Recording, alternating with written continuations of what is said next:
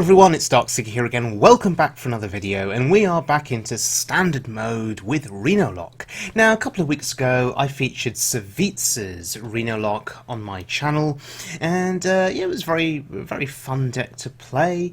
It played the combo. It played Leeroy Jenkins, it played Power Overwhelming, and it played Faceless Manipulator. And if you get the Emperor on one of those combo pieces, you can then do 20 damage to your opponent, often ending the game.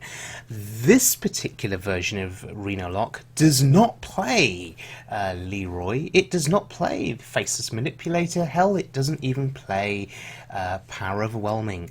Why? Well, it's a different style of play with this deck. You're not looking to end the game with the combo. You are looking to grind your opponent down and win in that way.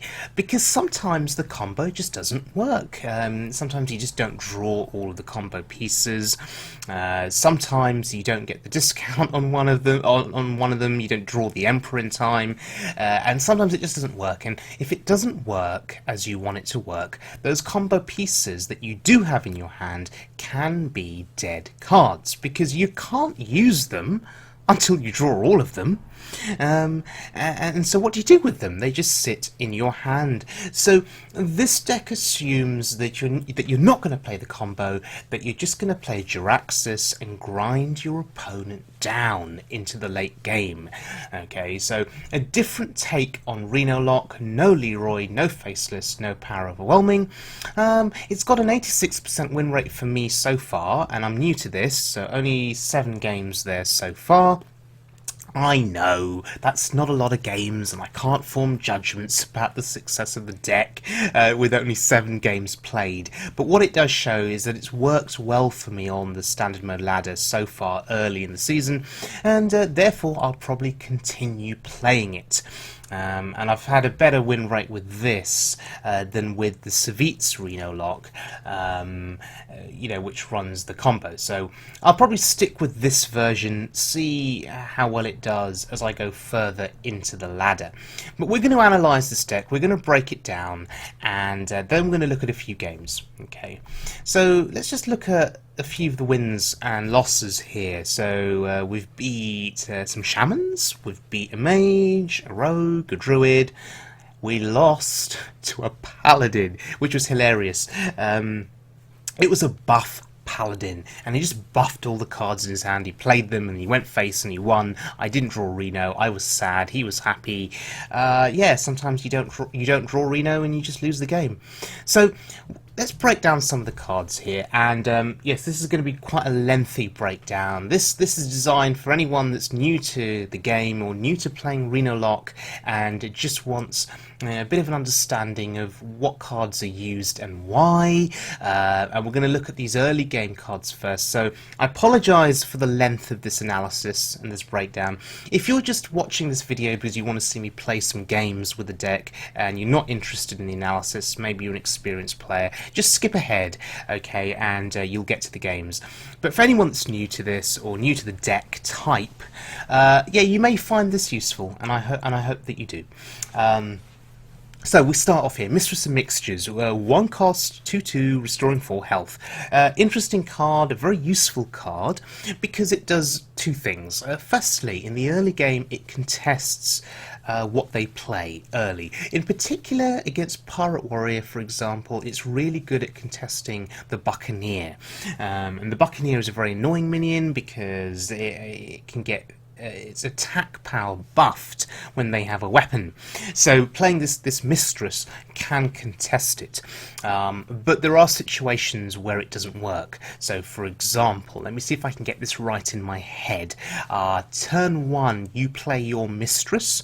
Then on their turn 1, so you go first, the opponent goes second, so then on their turn 1, they have the coin, and what they do is they play the Buccaneer, which brings out patches from the deck, and then they coin out a weapon, a 1-cost weapon. and they then hit they put the weapon into the mistress, and they charge patches in. Your mistress dies. The buccaneer, though, is still left on the board. You are sad. They are happy. I mean, that's the ideal start for Pirate Warrior, though, isn't it? With the coin, just flooding the board with stuff. But if they can't do that, she can be a very good way of contesting their early game. But she serves a second purpose, and the second purpose, which is often underestimated, is the health restoration. She restores 4 health. You don't particularly care if she restores 4 health to your opponent, because you're trying to survive, and against aggressive classes, that 4 health can mean the difference between life and death for you. It can buy you another turn. Hey, maybe you discover Reno in time, and then you're happy, right?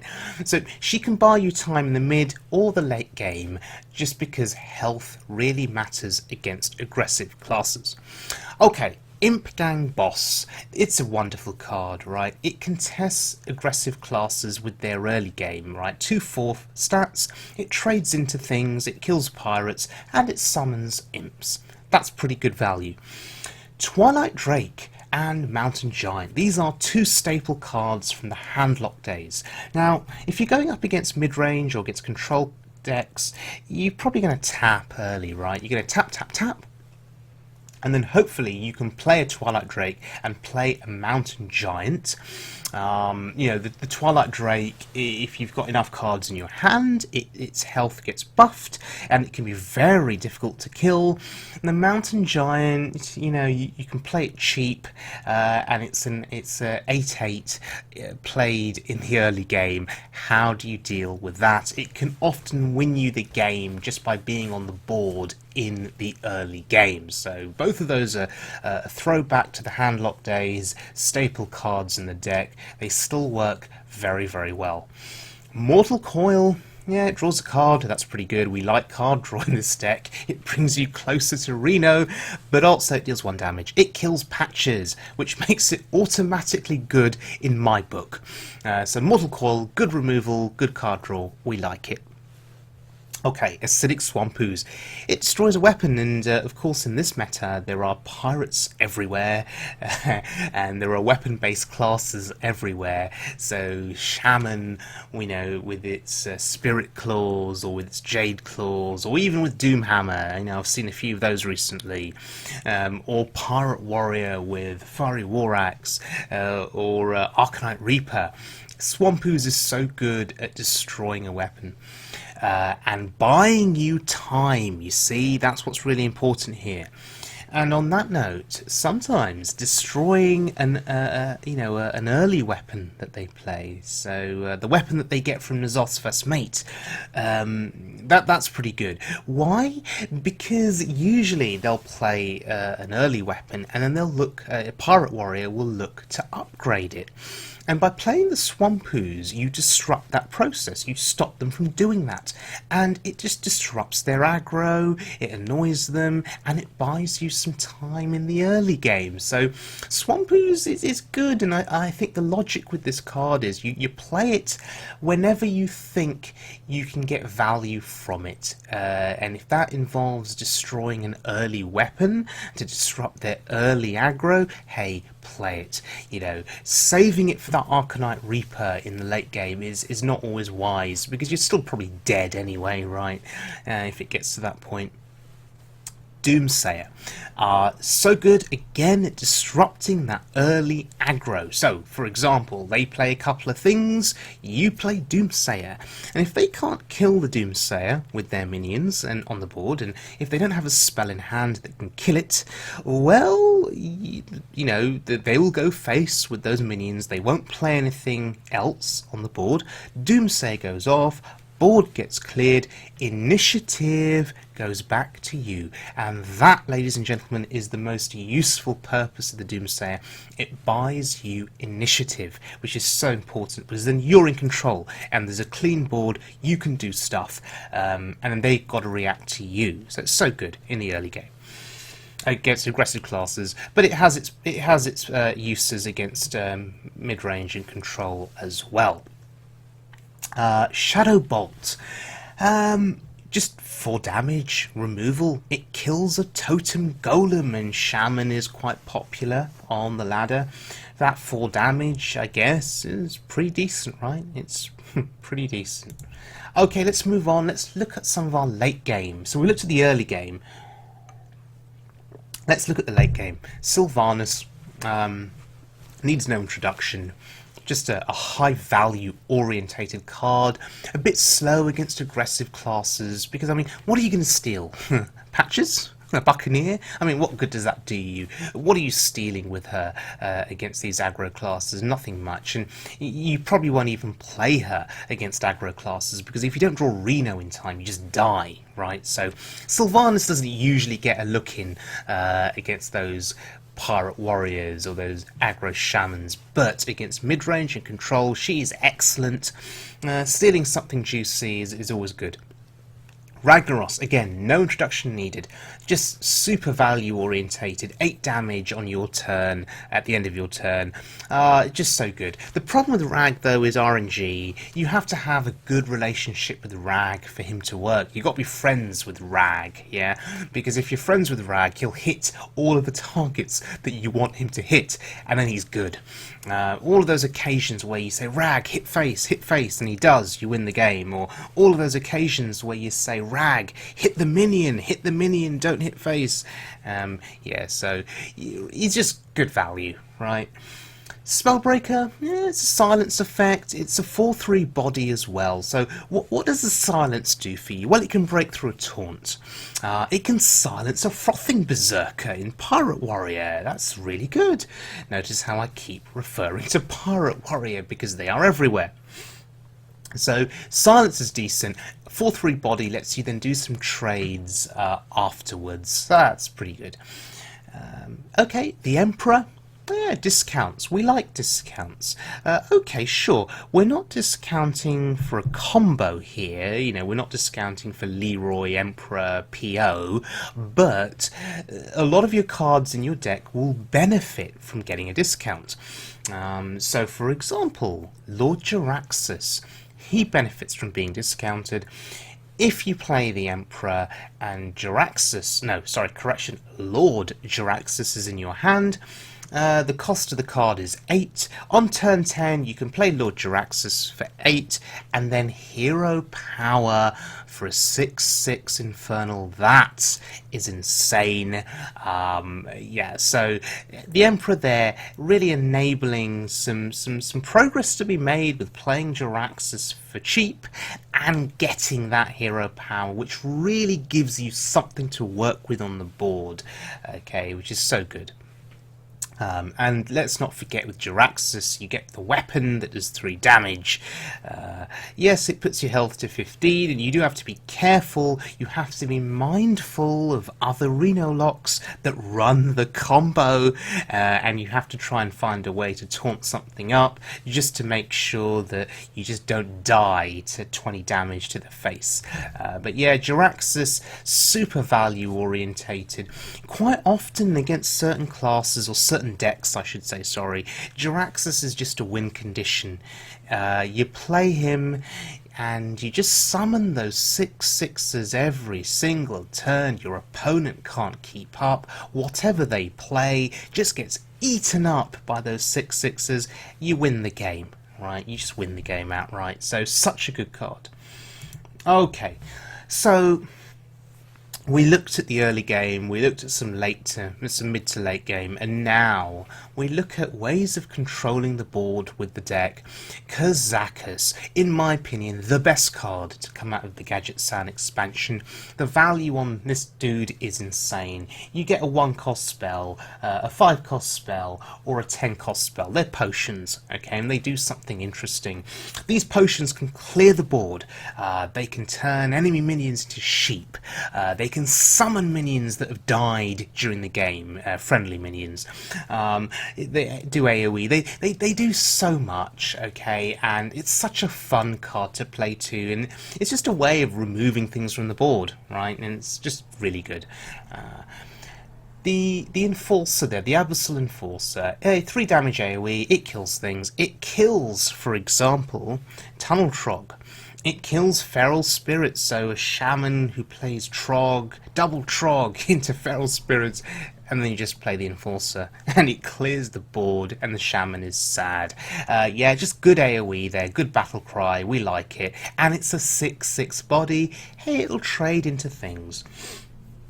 Demon Wrath, good AoE-ish. I'm not completely sold on that card, but it's good against shamans because it kills totems. It's also good against Pirate Warrior because it kills their early board. Okay, so it kills the Buccaneer, it kills Patches, but in the late game or the mid game it's not always so good because sometimes the 2 damage just isn't enough, okay, to kill whatever they play. Shadow Flame, pretty good, yeah, you know, you use it on a big minion to clear a whole board, right? So, you use it on a 6/6, an Infernal, or the Enforcer. It just clears an enemy board completely if the attack power of the minion that you're using is high enough. So Shadow Flame is a pretty good card. Twisting Nether. It's a complete board clear usually, unless there's a Death Rattle minion in play. So Nether is good. You've got to time it correctly. Obviously, if you're playing against a control class, you've got to use it at the most opportune moment because there's only one copy of it in the deck. But it can just buy you time, as I say, it clears a board, and of course though you play it on your turn, so it clears the board, and then it's your opponent's turn, and they can just refill the board. So sometimes it doesn't work out, sometimes it does. It works particularly well if you're both top decking, and the board is sort of full from your opponent. You play Twisting Nether, it clears the board. The following turn they only get 1 card in their hand, they play it, but it's just 1 card, so it's okay. Hellfire, yeah, 3 damage AoE. Now that's super useful, better than Demon Wrath because that 3 damage it kills something with 3 health, right? So it kills a Tunnel Trog. That's useful in itself. Once again, it'll kill Tunnel Trog into into the Spirit Wolves, the Feral Spirits, sorry, which is good. So 3 damage, we like it. Right, let's move on. Right, so healing. Healing's really important in this deck. So, Earthen Ring Farseer. Now that's a classic card that was played, in the early days of Hearthstone, and it's still played here today. Why? Well, 3 costs 3/3, so it trades into stuff and does some damage, but it can restore 3 health. That's restore 3 health to you, or restore 3 health to a minion on the board, and people often don't think about that. That's so useful. Healing up a minion, using it to trade, healing it up. It's value orientated. Refreshment Vendor, slightly less flexible because you can't choose what it heals. It heals your hero, but every bit of healing can help, particularly against aggressive classes. And remember, as a warlock, you're going to be tapping a lot, so getting that health back can be really important. The Refreshment Vendor is a 3/5 body, so it does trade into stuff. It has 5 health, unlike the Earthen Ring, which has 3 health. This has 5, so it's probably going to survive a couple of trades. Siphon Soul, yeah, remove something big from the board, really good against the likes of Ragnaros, really good against big minions. It just destroys them, and it gives you a little bit of health. It's good. Second Rate Bruiser is a good taunt against aggro classes. If they flood the board, you play him, and he'll eat up 2 or 3 of their minions at least, which is good in itself. It can buy you more time. So why are we buying time in this deck? Well, there's one reason.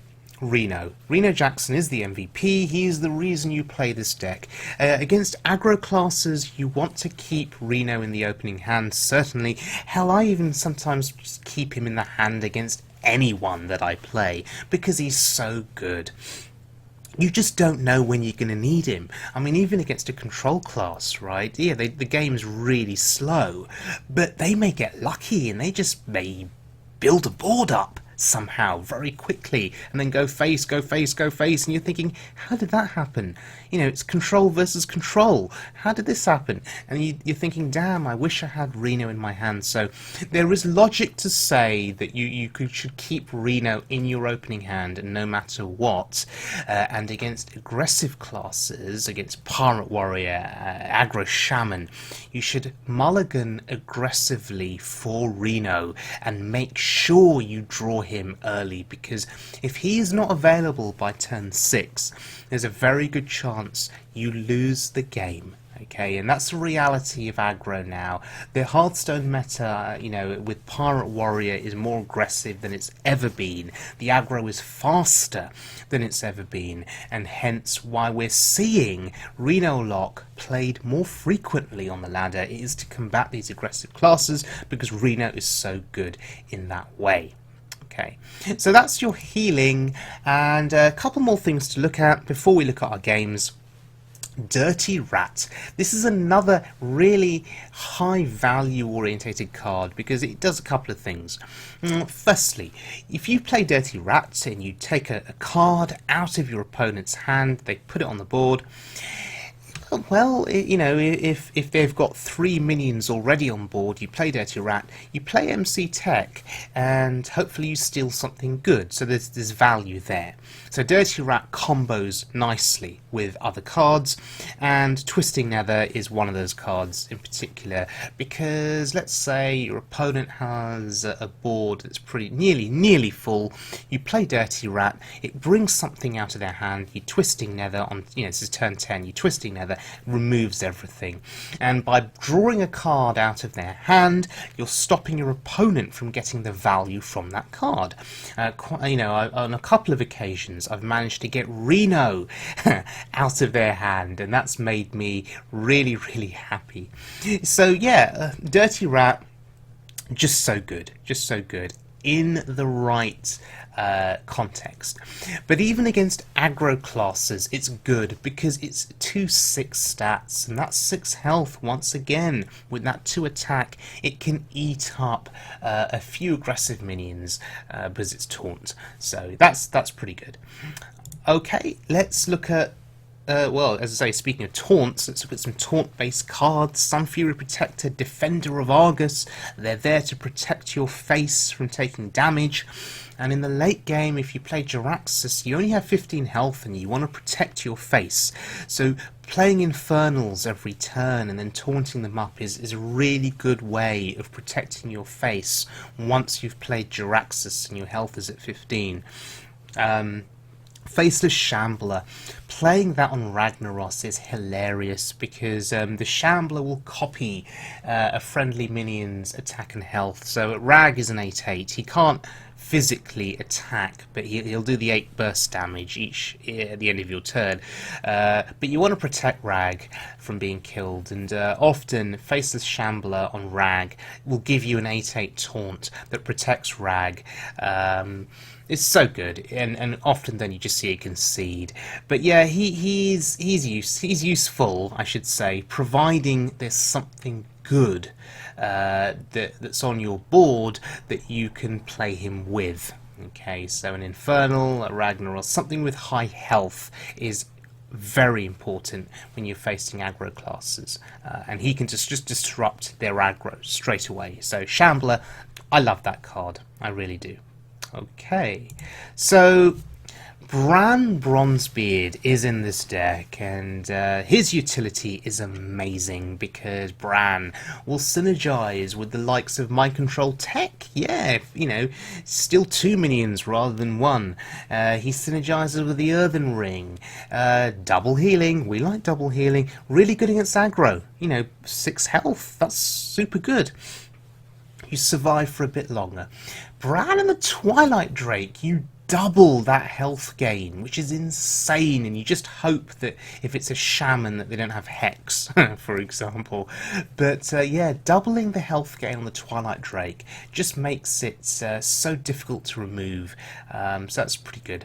But Bran Kazakis is the combo that you're looking for in this deck, because you get 2 potions, and then you can just pick, you could pick a 5-cost potion or a 10-cost potion as well, or 2 10-cost potions, or 2 5-cost, depending on your situation in the game, or dare I say even 2 1-cost potions if you're playing against an aggro class, or aggro deck I should say. So Bran Kazakis is so good, and often people will assume it's just game over if you pull that combo off, because the 2 potions you get will just help you survive and win the rest of the game. So what have we seen so far? We've seen that Renolock is so value orientated, and there's just so many ways to win, and so many ways to survive, and so many ways to deal damage. It's the ultimate utility deck, and you'll hear pro players often say that if Renolock draws correctly, it is the most unstoppable deck in the game because of the high value presented by its cards. Okay, so here it is again, just a reminder of the deck on the right hand side. 1 copy of each card, and this deck has served me well so far, and we're going to continue playing it. You'll see a few highlights now against different classes. Yeah, so thanks for listening to that breakdown. I hope you found it useful. Right, so this is a druid, and well, we've got some reasonable cards here. We have the Doomsayer, but we're going to dump the Taunt and the Enforcer. We're going to keep the Emperor. That's a bit of a controversial pick, or a controversial keep. Why am I doing that? Well, I'm anticipating a slow game. I'm anticipating myself tapping for the first few turns, and I'm anticipating the Druid taking it quite slow too.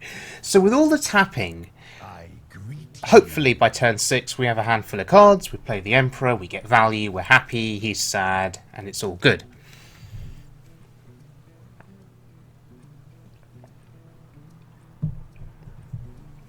Okay, so he doesn't do anything, which means, well, I've got nothing to do. I could coin something out here. I could coin out a Swamp Ooze to put him under pressure. He doesn't play weapons, so it's just going to be a body on the board. But I think passing here is fine, right? Because I want to save the coin. I think the coin potentially is going to have greater value later in the game. Okay, so as predicted, it's a slow game. He's taking it slow. I could just tap here, or I could play the Swamp Ooze. I mean, again, the Ooze does create a bit of pressure, but tapping is fine, because I'm building towards an Emperor turn, where I'll get value from the Emperor, and tapping also gives me more options. Jade Spirit, it's a Jade Druid here, and my Doomsayer here contesting both of those minions. It's off curve, but it's fine, because now I'm saying to him, if you want to kill it, you have to invest removal. If you have Swipe in hand, you have to swipe it. If you have Wrath, that would be a Wrath for 3, plus a hero power, 3, 4, 5, 6, 7, yeah. So Wrath or Swipe is required, but it's a commitment on a Doomsayer. And I'd be happy to see that.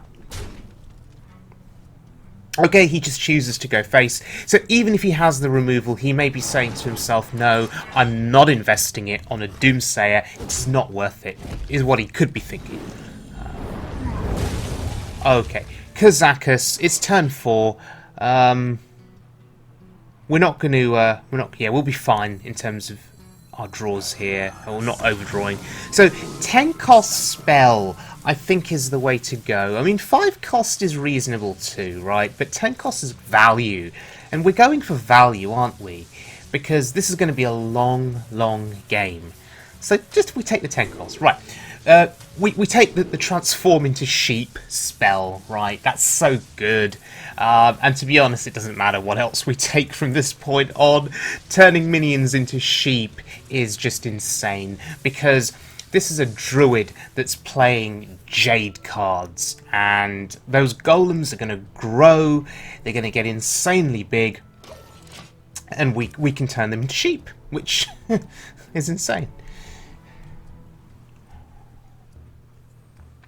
Essentially, that 10 cost spell in our hand is, I guess, a board clear in its own right. Sure, there are sheep on the board, but what are they going to do? They're just sheep. So along with Twisting Nether, along with Shadow Flame, it's a board clear. Right, Jade Blossom is reasonable for him here. Puts a body on the board, he ramps up, he uses his mana, and he kills the Kazakas. Okay, that's fine, I guess. I still don't feel threatened by a 2-2. Okay, I think maybe it's time, because we don't have anything else to do. Yeah, I'm not investing a spell to kill that 2-2, so Emperor here is fine. He's also a target now. He essentially has taunt on him. He has to die. So can he kill the Emperor, is the question. By the looks of things, he can't. So he's going to innovate into Wrath. Okay, he can. So innovate there, doing some good work for him. I call innovate a cheat card. You know, it just allows them to do so much more than they otherwise could do, and there's no penalty for it as such. Like with Overload, in Shaman, that's a penalty. Whereas with Innovate, it's just free mana. Sure, you're using up a card to play Innovate, a card that could otherwise be a minion or a beneficial spell, but I mean, you can gain such a massive advantage just by playing Innovate. It's crazy. So anyway, I'll stop complaining about Innovate. All of my friends that I play with, they know that it bugs me an awful lot. And it's a spell that I think should be nerfed. But anyway, Ragnaros there, piling on the pressure. I'm conscious of the Jade Golems, and I'm conscious of his ramp. He's at 10 mana, so I need to pile on the pressure. Ragnaros is pressure. The question is, does he invest to kill it? Or does he just go wide on the board, flood the board, and hope that Rag just snipes down low-value targets? Jade Behemoth. Oh wow, so brand value there, which is pretty insane. So, I have Shadow Flame, which is pretty good here, I think. In fact, this is an exceptional Shadow Flame, right? Because look at what I can do. I can Shadow Flame. I can trade first. I can Shadow Flame my Drake. I can create an 8/8 and play a minion, an ooze. And he gives up. Wow. So the pressure of Rag there, I think, was a bit too much, and the pressure of an 8/8 taunt, well, into rank 13. Nice.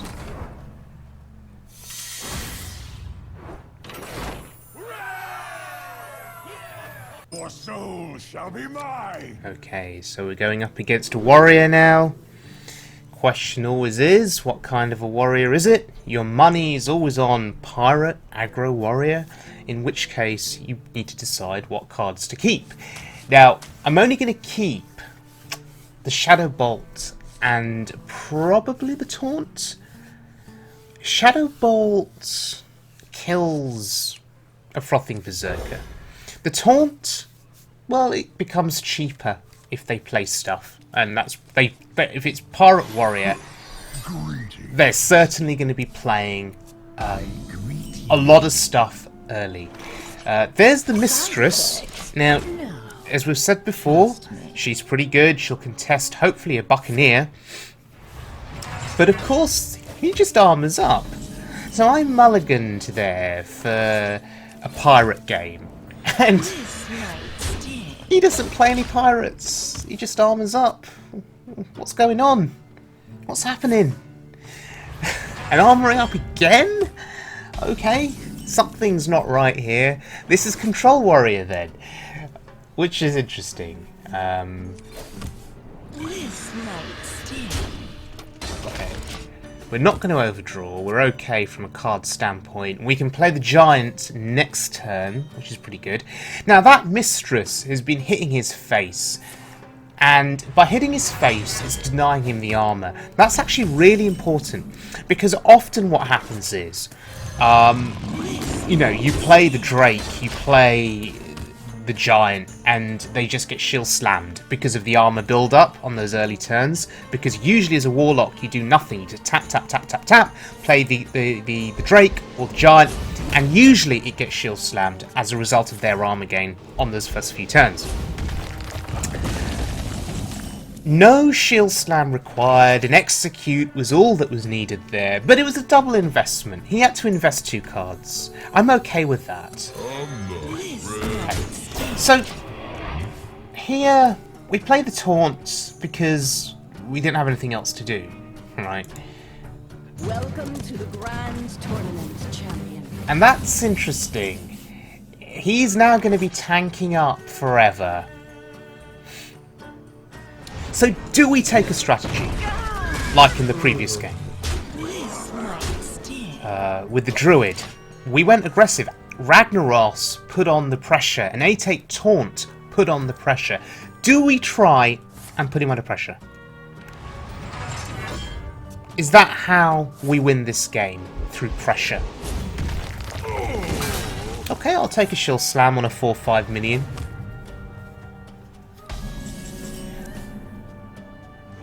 We have the coin. We have the coin. We could bring out Ragnaros.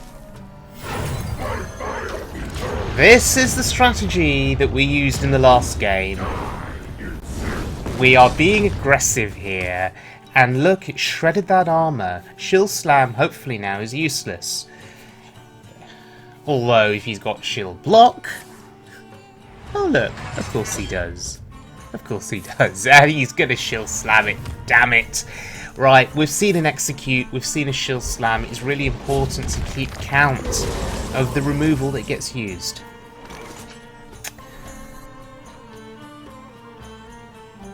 Just counting those cards there. I can tap and play the Emperor and not overdraw. It's all good. It's all good. Okay. So now the Emperor is in play, it will probably force out another shield slam if he's got it. If it does, okay, that's both of them gone, and we can breathe a bit of a sigh of relief maybe.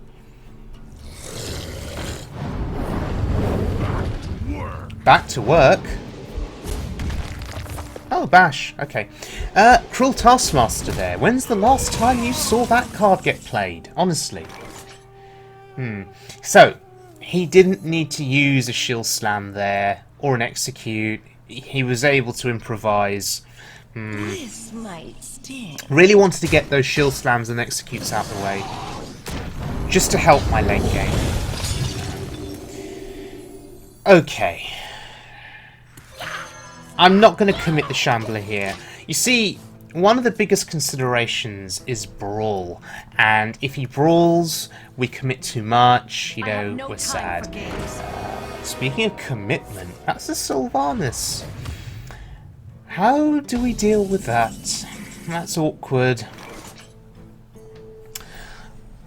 We could trade the 6/6 and hope that he takes the 6/6 and we can trade in the 2/4 and get an imp out of it. Or we can just ignore it. If in doubt, ignore, go face. But as a result, we're not playing anything else. Notice what the Emperor, though, did. Jaraxxus now costs 8.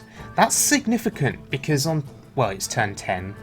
we can play Jiraxis and we can hero power at the same time. Get a 6/6 body on the board. That's insane. I have the Dirty Rat in hand. I also have Twisting Nether. So maybe we can get some great value from the Rat and Nether. Faceless Shambler. How are we going to get value from that card? Now Ragnaros is dead. I'm thinking Jiraxis, create an Infernal, play Shambler on the Infernal, maybe. Alright, he steals it. And he's going for armor. Yep. Okay. I don't feel terribly threatened. He has 4 cards in hand, honestly. I think here, breaking his weapon is decent. It's only 1 charge, but do we do it? Yeah, I guess we do. This makes life a little bit more awkward for him, and we don't do anything else. I mean, we have nothing else to do. I'm not going to Twisting Nether that board, even with Dirty Rat. I want more value from my Twisting Nether. Oh dear lord. That is something that you want to get rid of. Okay, so now the stakes have got higher. That's a Gromash. But look, I can steal something. I could be greedy here. No, we just rats, right? We have a guaranteed clear. Oh dear. That's a Ysera. And now we wave goodbye to it. Goodbye. That was insane. That was... Yeah, I will crush you, he says. How is he going to crush me? That was one of his win conditions. Ysera and Gromash. 2 win conditions. Gone. What does he do now? So we're cycling through the Warriors' threats here. Rag is probably one of his last remaining big minions, and the answer pops into our hand. Siphon Soul the Rag. Sounds good to me. That's also pretty good for later. Okay, sure. So we are reacting to his plays, and soon enough he won't have any plays left. Oh, I forgot about that card. That's a threat. Baron Geddon. Hello. Sylvanus.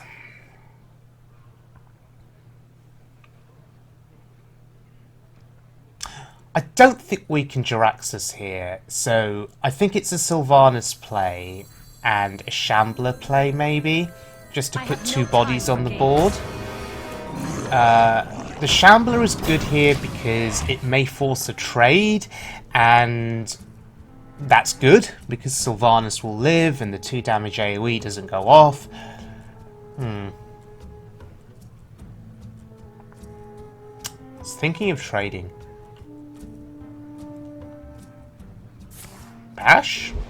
Oh, that's smart. Okay, that's really smart. But he can't attack with the Geddon, so that 7 damage doesn't go face. What he's doing is he's clever. He's inviting a trade from me, knowing that my health total is low. He's inviting a trade to kill the Baron, and I think I've got to do it. I don't see another option here. I can't steal it. So, I think, given that our health is what it is, I mean, we're at 16, we could Jiraxis. Let none survive. After trading. We could Reno, we could just play the Drake, and then heal up with the Earthen Ring, but... You face Jiraxis! You face Jiraxis. That's a pretty good option, because the board is empty or clear on his end, and now I'm just gonna summon another Concede. Jiraxis there was too much. That felt good.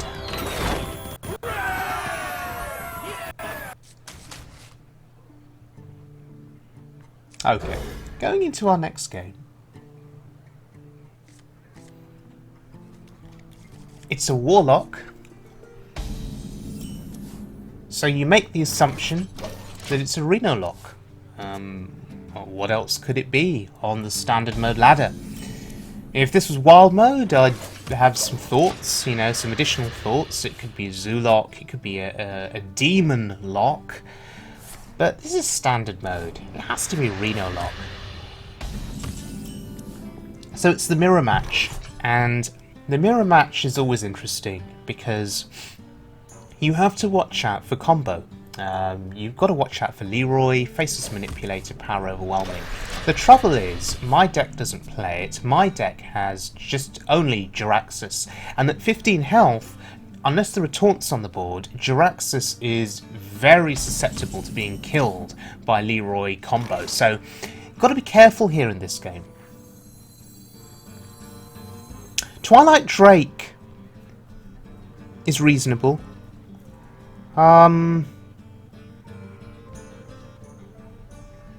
But I'm going to go with the Doomsayer. I'm going to go with the Doomsayer. And there's a reason for that. Do you notice how many cards he has in his hand? He has a full hand. Normally you'd go for the Drake. But now, he has to throw away his coin. That's huge. That is actually huge.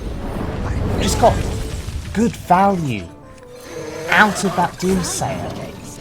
And now I've played 2 minions on the board, one of which will heal me when it dies. Yeah, sure. Siphon Soul or Spellbreaker. Your magic shall not save. Look at the value here. This is crazy. Life Coach would be proud of me. For those of you who are not familiar with Life Coach, he's a pro player who is all about the value. All about the value. And we've had plenty of value in this game. Okay, Shadow Bolt on a 4-3. Happy with that. Good thing we saved that Siphon Soul. That deals with his giant. And he's already at 16. He may feel the need to play Reno at some point soon. If he thinks we have Leeroy, he doesn't know we don't. Side effects. Okay, so Sylvanas. Now, in the earlier game, we ignored her and we just went face. Is that what we do now? Is that what we do?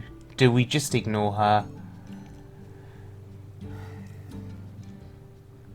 She isn't in a position yet to steal anything.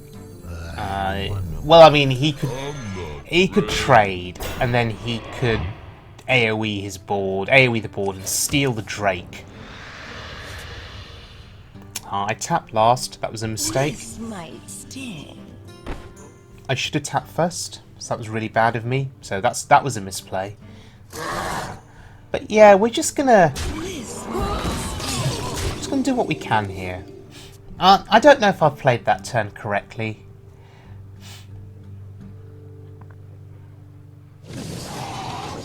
Yeah, he's doing what I thought he'd do. He's AoEing, and now he's stealing a Drake, sure.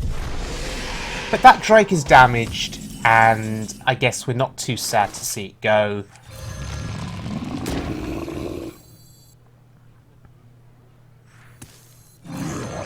Now, this is strong. Double 8-8 on the board. How does he deal with it? Is he going to double trade? Fellfire Potion? Really? He plays that? Okay. I guess it's decent. I mean, he got a board clear, but he had to sacrifice his entire board. I'm happy with that. Jiraxxus, I don't think is an option, so not yet anyway. So we just Emperor. And we're getting insane value again on our Emperor here. 9 cards in hand, discount there, 9 mana. Pretty good. Buying or selling. Okay. Bran Bronzebeard and a Peddler. That's reasonable for him, but it's not the best value. Obviously, Bran Kazakus is the best that you can do. It's fine. So, how do we get through? And the question is, how do we kill Bran? Bran does need to die, right? Can we steal him? No. Nope, can't steal him.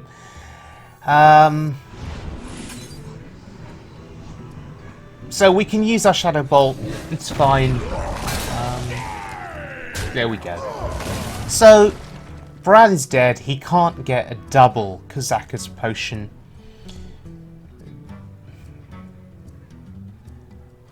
Let's see what he can do with a 2-2. Unless he has Reno, I presume that 2-2 is going to trade with something for the health. He really needs the health. Oh, that's interesting. His deck is quite different to mine. Has more healing in it by the looks of things. But you see, he doesn't know that I don't run Leeroy, so you can always keep them guessing. Right, so counting cards in hand here. Is it just time for Jaraxxus? I know Kazakus has just popped into my hand, but I think this is fine. Leeroy be damned, right? Screw it. We're doing it. He hasn't had an Emperor discount yet, so I feel safe-ish. I feel safe-ish. Yeah, I do. I feel safe. If I keep telling myself that, maybe I will feel safe. But Ooze is so good for him there.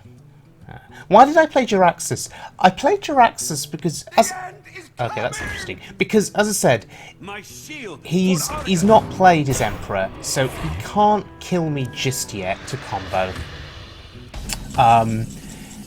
By playing Jaraxxus now, I get the army of Infernals.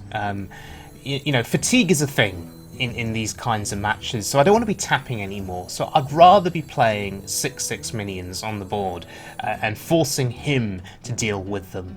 That's what I'd rather be doing. So that's why I went for the Jaraxxus there. It seemed a bit early, but I could have gone for Bran Kazakus. But we can always do that later. We can always do that later. Okay, Shadow Flame here feels bad, because I had to double invest there to clear the board. But given my health total, I'm going to have to keep investing constantly to keep that board as clear as I can keep it. Hellfire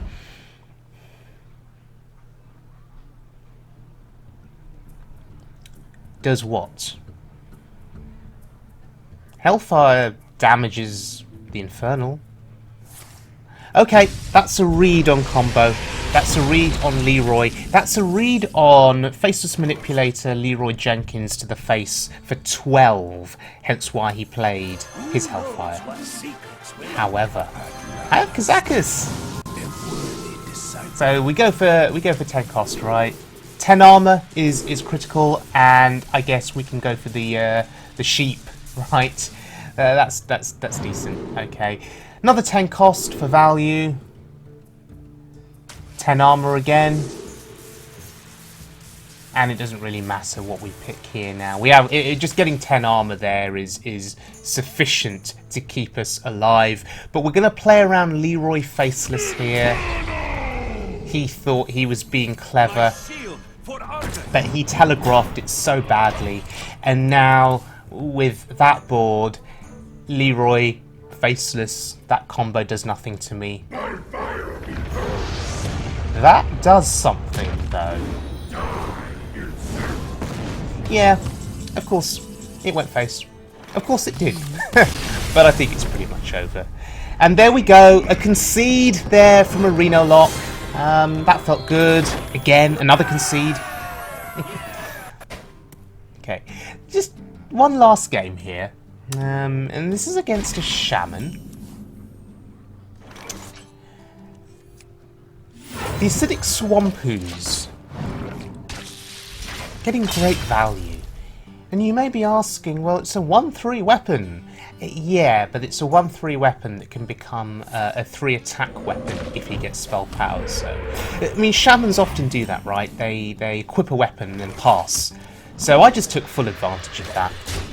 And we're just going to go to town on this guy now. I have Kazakus, I have Healing with the Mistress, I have Siphon Soul for 4 mana 7/7. Yeah. One of the ways you lose against Shaman is that 4 mana 7/7 and not having an answer for it.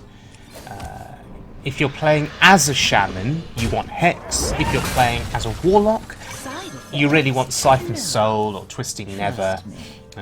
Something like that can get rid of it quickly. Because 7 to the face is significant, and this is Pirate Shaman.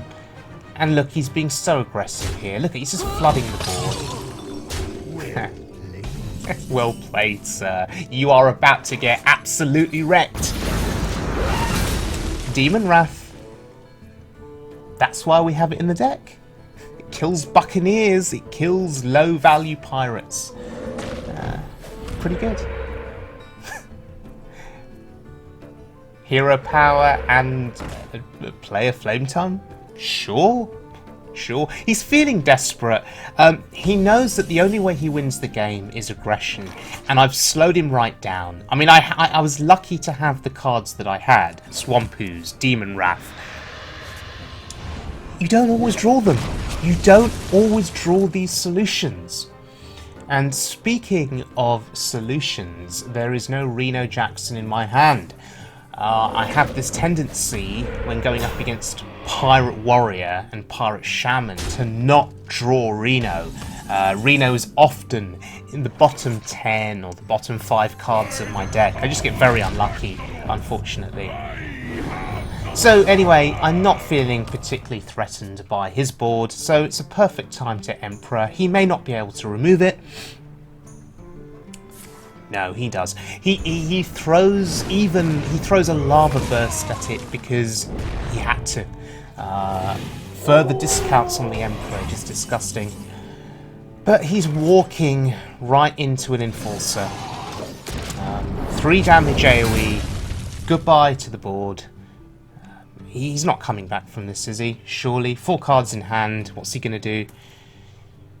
I have 8 cards, and I have Kazakus, I have Healing, different ways of healing even, and look, there's a board clear. So, what do? If you're the Shaman here, you must see the writing on the wall. Will this be another concede? How many concedes is that so far? Is that 4 concedes so far?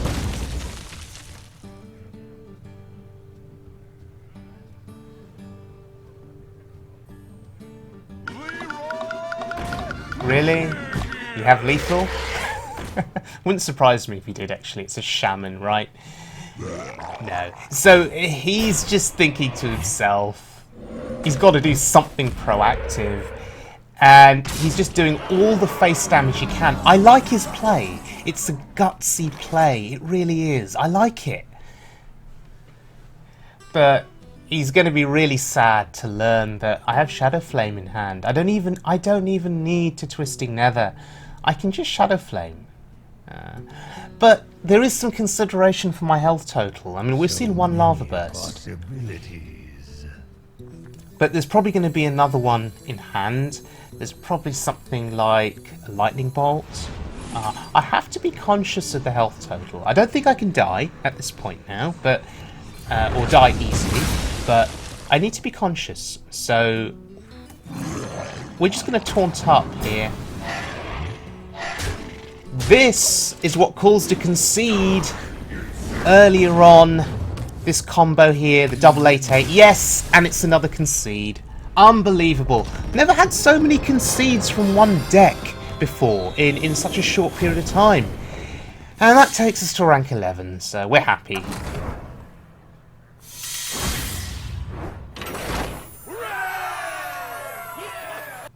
Okay, so this Reno Kazakus Warlock, in my opinion, this is a deck that has a good chance against aggro, against control, against mid-range. It's, for me, the most effective version of Arena Warlock that I've ever played, and it doesn't need the Leeroy Faceless combo. So you've seen in this video that it is effective against a variety of different decks, but in particular you do really need a little bit of luck, particularly if you're going up against aggressive classes. If they have a great start and you don't have those answers initially, you need to be able to draw Reno Jackson for turn 6, and particularly against Pirate Warrior, if you don't draw Reno in time, you'll often just find yourself dead, which is why, you know, I don't know, I'm not too fond of the standard mode ladder. There's so many Pirate Warriors out there, and I'm not in favour of it. You know, I think Pirate Warrior at times can be a little bit brainless. I almost prefer Face Hunter from back in the day, not that it was much better. But anyway, that's just me being salty about Pirate Warrior. But if you are going to play a deck that stands a chance against it, this is a deck that I think has a good chance because of the healing, because of Reno Jackson. So thank you very much for joining me, everyone. I really do hope you enjoyed the video, and yeah, I'll see you all again very soon. If you enjoyed the video, please subscribe, I'd be very grateful.